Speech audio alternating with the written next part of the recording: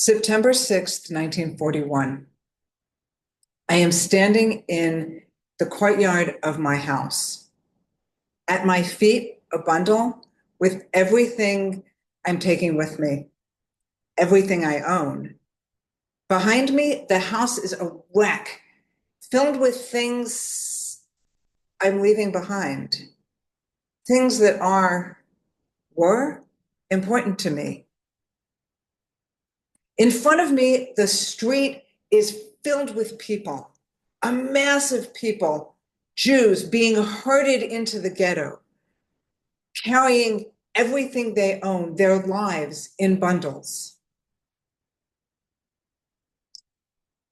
We join the line. I put my bundle on my shoulders. It's really heavy. It cuts into my shoulders. In front of me, a woman is carrying a bundle that is so heavy it bows her over. From the back, a small stream of rice trickles onto the street. It starts to rain. I am so tired. I am so tired, I can't even think. I can't think about what I'm losing, my home, my freedom, what's being stolen from me, the streets of Vilna. I can't think. I can only trudge along behind, within all these people until the mass of people pushes me through the gate and into the ghetto.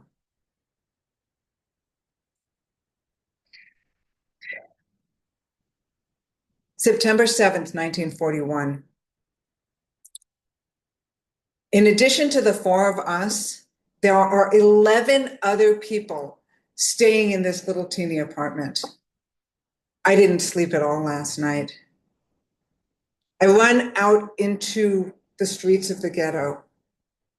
There are so many people. There are so many people.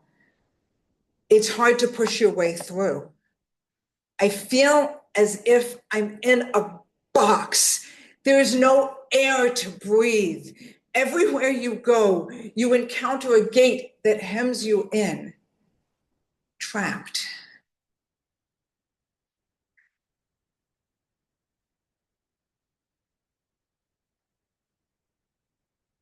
October, November 1941, I don't even know what day it is.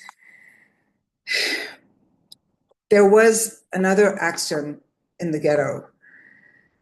The police, the Lithuanians, the Germans, they come in, they wreak havoc, they destroy things, and they take people away, and you never see them again. They've been happening constantly. We've been hiding in this bunker in the courtyard of the apartment where we live. But this time, my mother was able to get a yellow pass. It's a ticket that workers can get that allows them to be in the second ghetto, the one where the workers live, where the actions don't happen. And you can write down the names of your family that you're going to take with you. So we took this yellow pass and we went to the gate. But when we got to the gate, the guard at the gate said that old people were not allowed in the second ghetto. And even though her name was on the ticket, Grandma couldn't come with us. We didn't know what to do. We were desperate. Grandma couldn't get back into the bunker. It was shut tight. And we didn't know what to do. But the line kept pushing us forward, and finally we just left. We ran. We left her behind. We saved ourselves. I'll never forget, she reached out to us. Take me with you.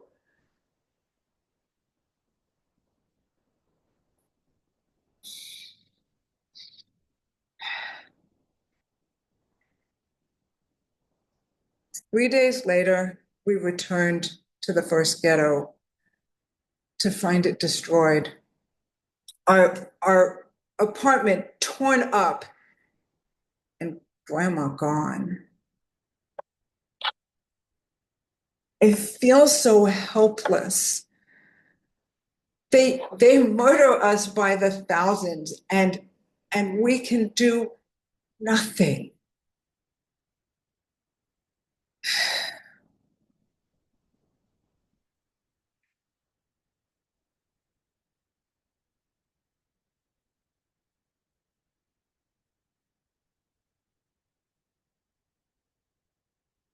October 5th, 1942. After more than a year in the ghetto, it's finally happened. We finally made it. School opened in the ghetto today. And the club opened. Finally, we have something to do other than cooking and cleaning. We're going to have classes in math and history and language. We're going to have circles at the club, literary circles and natural science circles. My friends and I, we are so happy. Our lives are going to be different now.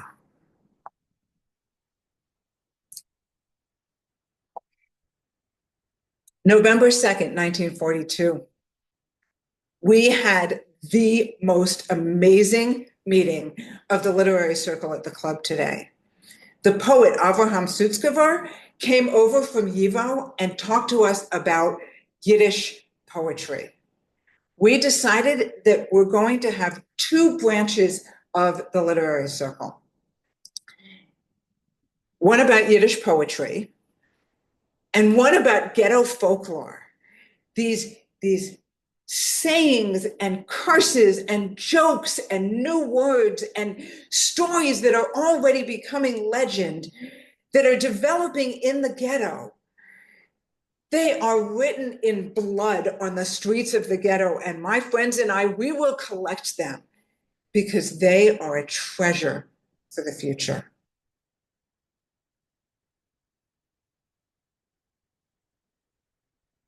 December 5th, 1942. The ghetto is covered in snow. It's beautiful. I'm standing at the edge of the sport field. The snow is crunchy under my feet. The field is untouched, pure white and beautiful. I'm remembering standing here with my teacher, coming here to go sledding, and how free it felt to breathe the crisp, clean air of the winter, and breathing the crisp, clean air today. I feel almost free again. The sky is a mass of stars. The moon is out. It's so beautiful. The magic of winter here in the ghetto. Walking home, I pass a little girl in the street.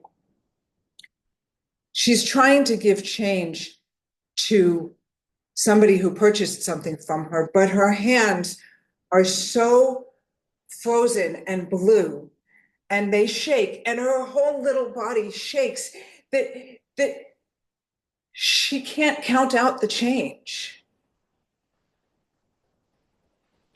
I run home as the curfew bell rings.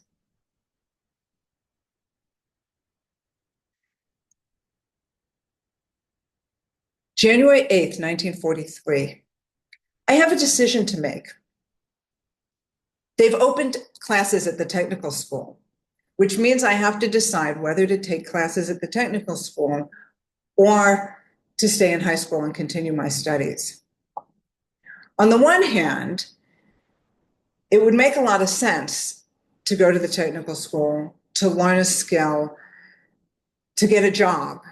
This is an important thing in the ghetto, and I'm 15 now, and I need to grow up at some point. On the other hand, that would mean the end of my studies. I mean, right? 4 months of classes at the technical school, and then the whole point is to go get a job, to work. I'd never go back to my studies. No, no, I'm going to stay in school.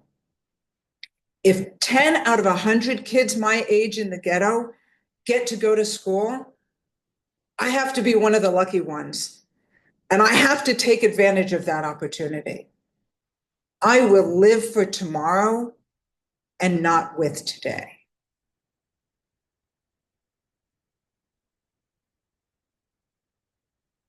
March 14th, 1943. The club looks different today. For one thing, it's full of people. We've put on this exhibition celebrating the Yiddish poet Yehoyash. Comrade Sutzkever introduced us to him, and we thought his poetry was so warm and so beautiful that we wanted to celebrate it.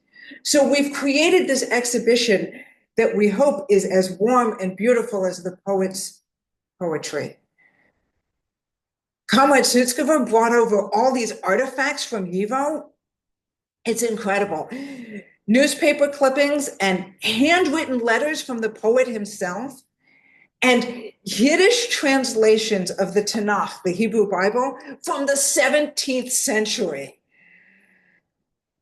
I'm really proud of this exhibition. I think we've really managed to do what we wanted to do, to celebrate our Yiddish culture. And people come in and they find it such a great celebration that for a few minutes, for a little while, they forget that they're in the ghetto. I actually often forget that I'm in the ghetto because my life is so full of study and culture and friends.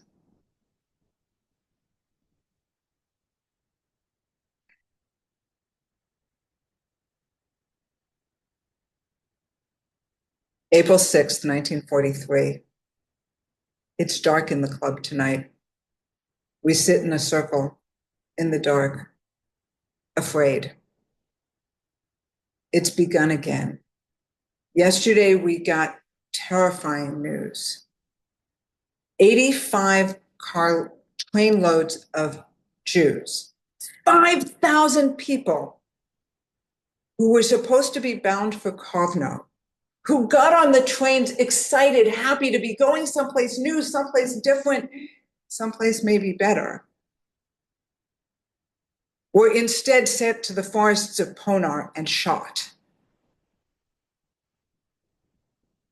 Terror, danger, death fill the ghetto, fill the air.